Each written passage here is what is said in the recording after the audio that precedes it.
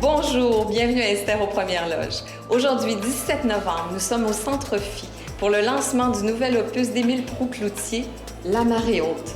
On s'en va le rencontrer maintenant. Bonjour, Émile Proulx-Cloutier. Bonjour. Merci d'avoir accepté notre invitation à Esther aux Premières Loges. Donc, on est ici aujourd'hui pour le lancement de ton CD, ton deuxième, qui est Marée haute. Ouais. On a fait une belle écoute, toute l'équipe ensemble, puis on trouve qu'il y a beaucoup d'inspiration poétique. Tout est écrit. Toi, tu as tout écrit. Oui. C'est tous tes textes, c'est ça que... Oui, au complet. C'est en fait. parole, musique, c'est moi qui fais ça. Mais après ça, bon, évidemment, il y a un collaborateur qui arrive aux arrangements, puis à la réalisation, l'orchestration, tout ça, qui crée vraiment tout le décor sonore, comment je dirais, le déploiement musical autour du piano et de la voix. Mais ce bout-là, c'est moi qui le fais. Ouais. OK. Toi, tu joues surtout du piano? Je joue que du piano. Ah, OK. C'est ça que je joue. Ouais. J'ai tapé dans les mains une fois, je pense. Mais c'est pas mal ça. C'est bon. Et puis, en fait, c'est ça, toi, on sait que t'es le fils de deux comédiens accomplis. T'es un auteur, un compositeur accompli et comédien aussi. Oui. Voilà. C'est ça. C'est beaucoup de choses. Mais c'est ça, j'étais juste surprise de voir qu'en plus, tu as une plume poétique. Il y a un désir à travers tout ça, parce qu'on sait qu'un artiste, ça a un désir de communiquer quelque chose, j'imagine. Donc, à travers la musique puis tes chansons, il y a autre chose que tu veux apporter? Ben, j'ai toujours eu un grand plaisir à être un interprète comme acteur. Et en même temps, je pense que ça me prend toujours un projet créatif, quelque chose où vraiment je mets ma plume, ma marque, où tout d'un coup, c'est moi qui prends le volant puis je deviens capitaine de l'affaire. Quand on est comédien, c'est pas nous, on est matelots sur le projet, on embarque, on rend service au projet. Alors que là, des fois, j'ai envie, moi, que ce soit mon chemin à moi. Comment je dirais? Je pense que je fonctionne jamais avec l'envie de passer un message. Moi, ça, c'est pas mon... Ah non, c'est vrai? Non, je suis pas dans le message, ou dans la morale, ou dans la thèse. Tu sais, j'ai pas... J'ai envie que quelque chose sorte, qu'une sensation passe, qu'une observation soit rendue, une façon particulière de parler d'un truc que j'ai vu. Mais souvent, c'est de l'ordre de l'interrogation. Des fois, c'est je sens ça, je le dis, comme si la réalité venait me rebondir dessus. Ouais. Mais je me dis jamais, bon, il est temps que les auditeurs comprennent ceci et je vais vous l'expliquer parce que moi, je l'ai compris. Ça, c'est pas une position qui m'intéresse. Ça, c'est comme une position par-dessus. Oui, tout à fait. Ça, c'est pas intéressant. C'est moraliste aussi, ça. Ben, c'est pas... je pense que ça prend ça dans la société, mais je pense pas que c'est ma job d'artiste, moi, de faire ça. OK. Autant comme comédien, si tu juges ton personnage, tu vas mal le faire. Comme auteur de chansons, moi, ce qui m'intéresse, c'est de rentrer dans les bottines de quelqu'un. Quand je raconte une histoire, il y a sur l'album, il y a une chanson qui s'appelle Joey la nuit. C'est un adolescent en révolte qui court la nuit parce qu'il en peut plus. Il veut comme vaincre le paysage. Puis ça s'est accompagné d'une espèce de souffle électro, tout ça. Moi, je suis pas ce gars-là. J'ai pas eu cette adolescence-là. Okay. J'aurais peut-être... Ouais. Ça m'aurait peut-être fait du bien d'être ce gars-là, sauf que j'ai pas été ça.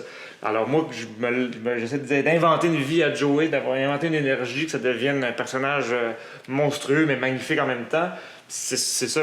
Mais moi, j'ai pas envie que... C'est pas de dire qu'il a raison ou il a tort ou il est le messie, c'est pas ça. C'est de dire, est-ce qu'on peut le voir se déployer et est-ce que ça peut être générateur d'émotions ou d'images? Moi, c'est ça qui m'intéresse. D'inspiration. Et il y a des chansons qui sont plus proches du coup de gueule. C'est vrai, des fois, des chansons qui sont... Mais comment je dirais? Où est-ce qu'il y a une colère ou un écœurement qui est exprimé, mais encore là, on est plus proche du sensoriel ou de la réalité m'a frappé, je frappe en retour. Okay. Et non, c'est pas l'expression d'une grande sagesse. T'sais, moi, je me sens pas au-dessus des choses, je me sens pas au-dessus des gens, je me sens pas au-dessus du réel. J'ai pas l'impression d'avoir une vue plongeante qui résume bien l'existence, et puis moi, je suis confortable en haut, je me sens pas comme ça. Pas en ce moment dans ma vie du tout, je me sens des fois submergé un peu. C'est un peu pour ça que ça s'appelle Marée haute, en fait, cet album-là. C'est beaucoup le « Oh mon Dieu, qu'il y en a beaucoup ». Puis des fois, ça peut, ce trop-plein-là, ce que je dis souvent, c'est que ça peut te soulever aussi une marée, ça peut soulever un bateau puis lui permettre de partir. Donc c'est un peu le paradoxe entre les deux, mais c'est jamais de l'ordre du message. D'accord. Parce que en écoutant la pièce Mondo, en tout cas, on est très touchés, c'est sûr, mais moi, je trouvais que c'était très engagé comme genre de texte. La personne qui est dans l'usine, qui perd son travail, puis qui finalement, la job s'en va en Chine, c'est quelqu'un d'autre. tout ça. Là, oui, c'est vrai que c'est un constat dur, mais ça, c'est juste que c'est là, arrive. ça existe, Ouais. c'est dans le journal. Moi, ça me renvoie, moi, j'avais envie finalement de faire une chanson sur le travail, sur Ouais. qu'est-ce que ça donne de se briser une vie au complet pour à faire le même geste, à vivre la même routine de journée. Est-ce qu'il y a, il y a un gros risque de perte de sens là, Tout à fait. et pas juste pour quelqu'un dans le monde ouvrier, là, pour n'importe qui, même moi, je me sens souvent comme ça. Puis j'ai écrit mon dos, pour la phrase mon dos vaut plus cher que ton usine. Moi, je me souviens d'avoir déjà travaillé dans un restaurant. Quand j'étais à l'école de théâtre, j'étais boss boy, puis on devait descendre à la plonge en bas pour chercher des bacs d'assiettes, puis l'escalier était glissant. Le propriétaire voulait pas mettre de l'antidérapant dedans, puis, mais il voulait qu'on aille plus vite toujours. Puis moi, je me suis dit dans ma tête, hey, mon dos vaut plus cher que ton restaurant, je vais aller je descendrai pas trop vite. Mais quand je me suis dit, OK, qu'est-ce que ça peut être? Souvent, quand on parle même d'usine, même quand un plateau de tournage va trop vite, on dit, bon, c'est l'usine.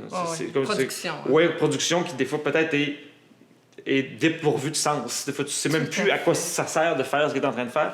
Alors, moi, c'était l'idée de faire une chanson sur le travail, sur la fatigue, il y a une référence à la famille là-dedans, au temps que tu perds à ne pas être en train d'aimer les gens que tu as mis au monde parce que tu es submergé de job. Ben, ça me parle, là, ça se rapproche de moi. Là. Des fois, je me dis, mon Dieu, mais j'en ai beaucoup à faire. Est-ce que je passe assez de temps-là? Puis des fois, après avoir écrit ça, ben, ça fait bon, mais OK, j'arrête le travail, puis je m'en vais.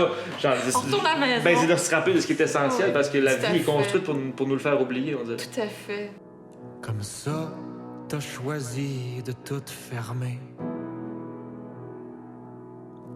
Toi, t'haïs ça quand on t'ostine. Moi, mon dos vaut plus cher que ton usine. Ton inspiration pour tes chansons, tu dis, tu vas piquer ça un peu partout. Mais à la base, je suis certaine que tu n'en as pas besoin, mais y a-tu eu des auteurs, des chanteurs qui t'ont vraiment touché? Pas besoin. On a besoin de références dans la vie. En fait, ce que je voulais dire, pas besoin dans le sens que tu es capable de le faire, là, c'est...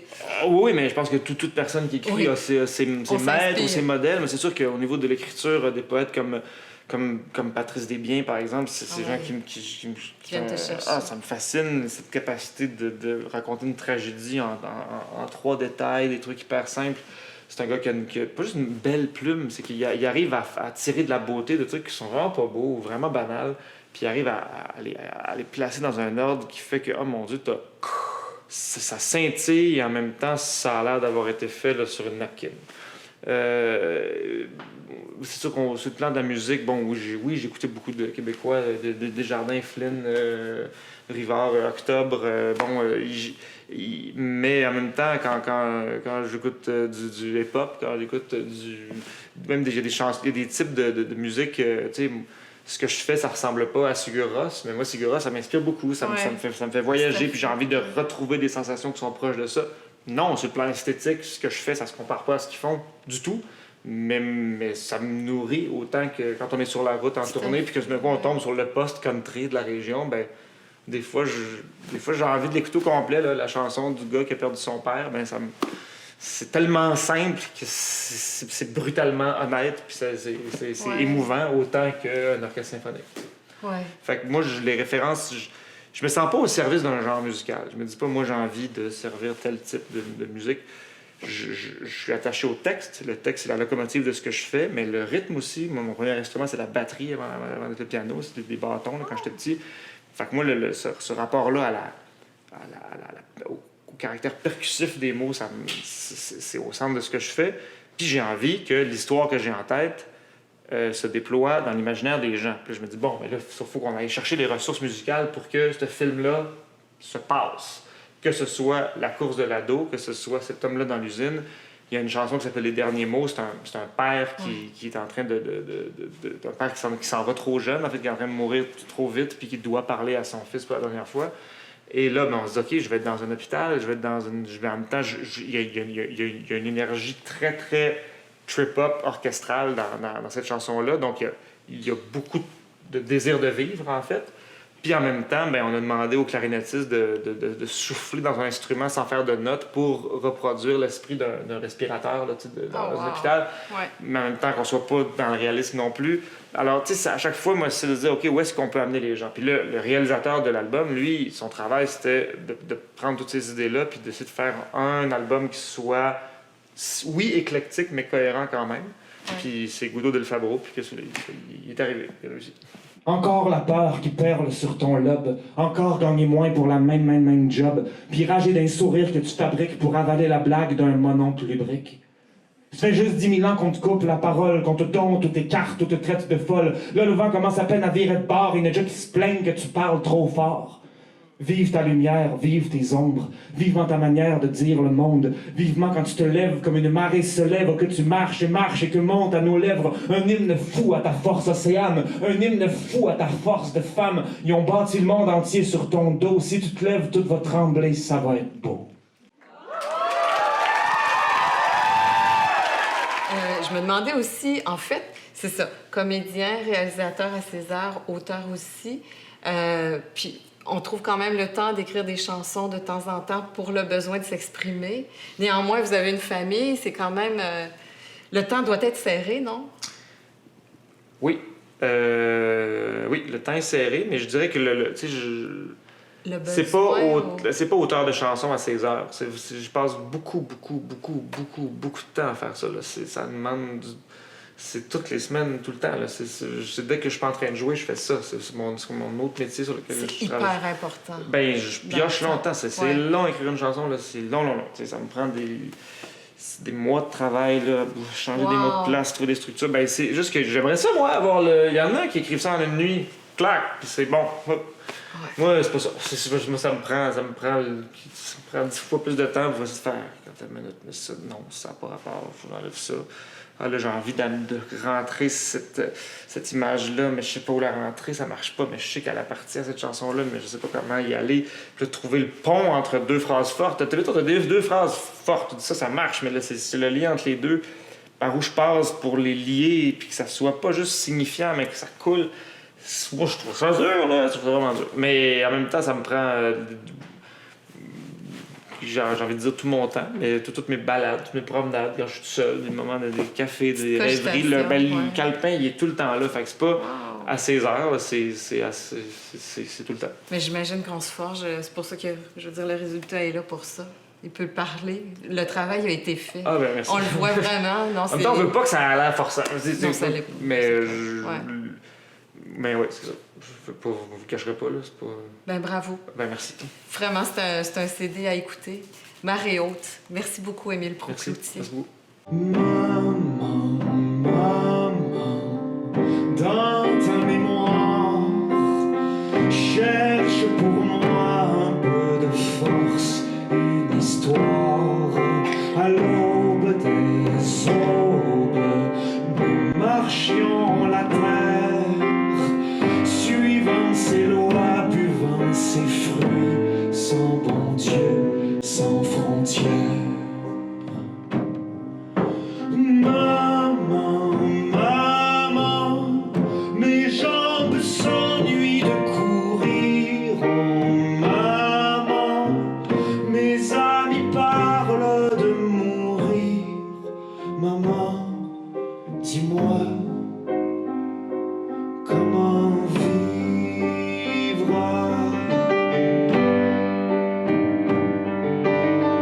Bonjour, Debbie Lynch-White. Bonjour. Ça va bien? Ça va bien, toi? Oui, merci. Donc, tu es venue au lancement du nouveau CD d'Émile Proucloutier, La Marée haute. Oui. Donc, toi, tu as déjà joué avec lui parce qu'on sait qu'il est comédien. Hein? Il est 1 million d'affaires en même temps. Excellent comédien. Oui, excellent. Qui a Oui. joué, tu disais, ton mari dans La Bolduc. Dans La Bolduc, qui qu'on va s'en voir vient bientôt, oui, au printemps. au printemps. Donc, tu as déjà écouté sa musique? Oui, bien, j'avais acheté son premier album. Je l'avais beaucoup aimé. Puis d'ailleurs, je suis venue avec une bonne amie qui est fan complètement de lui. Puis j'avais beaucoup aimé. Je trouve qu'il y a vraiment une intelligence dans le texte, c'est vraiment une force. Puis j'ai vu des extraits de lui déjà performer, mais je ne l'ai jamais vu en live. Fait que Oh, c'est ce soir, le premier. Ça se passe. Fait que j'ai vraiment hâte de le voir. C'est vraiment jouer. chouette. Puis, qu'est-ce qu'on pourrait dire que tu as le plus aimé dans ce que tu connais déjà de son premier CD? Aimer les monstres. Ah oui. Puis votre cochon se couche, quelque chose de même. C'est des très bonnes chansons. Très touchant. Hein? Ouais. Il est très poétique dans sa plume. Ah, absolument. C'est vraiment il est particulier. brillant. Oui, brillant. Moi, j'aime ça. Ouais. C'est vraiment ça. Ouais. Ben, merci, Debbie Léchoir. Merci beaucoup. Bonne soirée. Toi aussi.